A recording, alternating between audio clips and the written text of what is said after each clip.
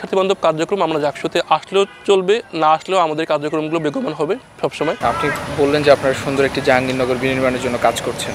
আপনি যদি নির্বাচিত হতে না পারেন, এই স্বপ্ন কি তখনও লালন করবেন কিনা, বা যারা নির্বাচিত হবে তাদের পাশে দাঁড়াবেন কিনা? আসসালামু আলাইকুম, আমি ফেরদৌস আল হাসান, পড়াশোনা করছি জাহাঙ্গীরনগর বিশ্ববিদ্যালয় প্রত্নতত্ত্ব বিভাগে 49 ব্যাচ তথা 19-20 সেশন। আমি আসন্ন জাহাঙ্গীরনগর বিশ্ববিদ্যালয় কেন্দ্রীয় শিক্ষার্থী সংসদ নির্বাচন 2025-এ যুগ্ম সাধারণ সম্পাদক তথা এজিএস পদে নির্বাচন করছি। আপনারা জানেন যে দীর্ঘ 33 বছর ধরে জাহাঙ্গীরনগর বিশ্ববিদ্যালয় শিক্ষার্থী সংসদ নির্বাচনটি বন্ধ রয়েছে।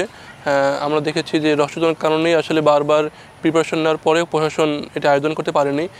33 বছর পর যখন জাকসুর আমরা একদমই ক্ষণ গুনছি, তখন শিক্ষার্থীদের মধ্যে আমরা ব্যাপক আশাকাঙ্ক্ষার জন্ম হয়েছে এই জাকসুর মধ্যে।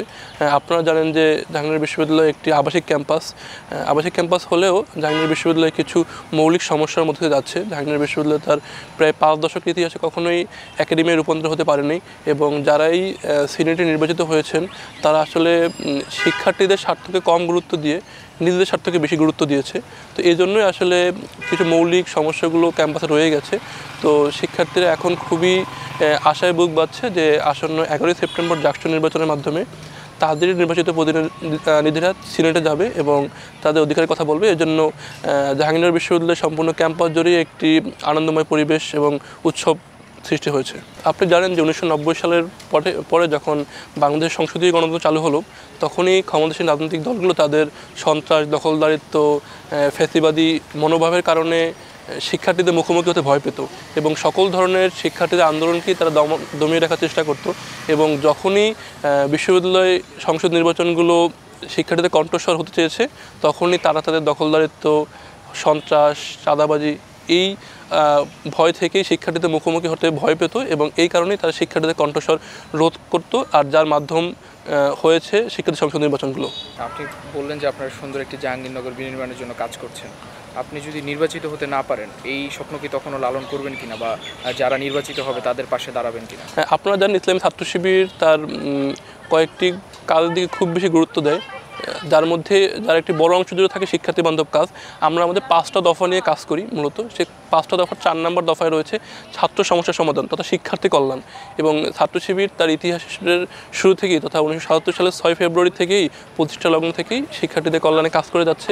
আপনি যদি ইসলামী ছাত্র শিবির জাহাঙ্গীরনগর বিশ্ববিদ্যালয় শাখার বিগত 1 বছরের কাজ পর্যালোচনা করেন, তাহলে দেখবেন যে শিক্ষার্থী বান্ধব বিভিন্ন আইডিয়াল প্রোগ্রামগুলো হাতিয়ে নিয়ে ছাত্র শিবির শিক্ষার্থীদের মনে জায়গা করে নিয়েছে। ইতিমধ্যেই আমরা ক্যাম্পাসে 2 দিনব্যাপী হেলথ ক্যাম্পের আয়োজন করেছি। আপনারা জানেন যে আমাদের ক্যাম্পাসে একটি মেডিকেল সেন্টার আছে, কিন্তু যা আসলে বিভিন্ন সমস্যায় ধুঁকতে থাকা শিক্ষার্থীরা তাদের উপযুক্ত চিকিৎসাগুলো পাচ্ছে না, বিভিন্ন সমস্যায় তারা ভুগছে চিকিৎসার অভাবে। তো আমরা বিশেষজ্ঞ ডাক্তারের মাধ্যমে 2 দিনব্যাপী হেলথ ক্যাম্পের আয়োজন করেছি, যেখানে শিক্ষার্থীদের অভূতপূর্ব সাড়া আমরা পেয়েছি। আমরা রমজান মাসে সবার মধ্যে সম্প্রীতি ছড়িয়ে দেওয়ার জন্য সবাইকে নিয়ে ক্যাম্পাসে সকল স্টেক হোল্ডারকে নিয়ে একটি গণইফতার আয়োজন করেছিলাম, যেখানে আসলে আমাদের ধারণার 3 থেকে 4 গুণ লোক এসে আমাদেরকে জানান দিয়েছে যে ইসলামী ছাত্র শিবিরকে তারা চায়, তারা ইসলামী ছাত্র শিবিরকে মন থেকে পছন্দ করে। এবং এই শিক্ষার্থী বান্ধব কার্যক্রম আমরা জাকসুতে আসলেও চলবে, না আসলেও আমাদের কার্যক্রমগুলো বেগবান হবে সবসময়। কিন্তু আমরা জাকসুতে কেন আসবো সেই প্রশ্ন যদি উত্তর আমি দিই, বা কেন সবাই আমাদেরকে ভোট দেবে, আমাদের শিক্ষার্থী বান্ধব কার্যক্রম যে করে যাচ্ছি তার একটি প্ল্যাটফর্ম হবে জাকসু। এমন একটা প্ল্যাটফর্ম যেখানে আসলে শিক্ষার্থীদের আরও বেশি কাজ করার সুযোগ আছে, প্রশাসনের মাধ্যমে শিক্ষার্থীদের অধিকারের কথা বলার সুযোগ আছে, শিক্ষার্থীদের কণ্ঠস্বর হওয়ার সুযোগ আছে। আমরা চাই, আমরা তো সাংগঠনিকভাবে শিক্ষার্থী বান্ধব কাজ করেই যাচ্ছি, পাশাপাশি প্রশাসনিকভাবেও যেন আমরা শিক্ষার্থীদের অধিকার নিয়ে কাজ করতে পারি। এই জন্যই জাকসুতে চাই আমরা শিক্ষার্থীরা তাদের রায় আমাদের পক্ষে দিক।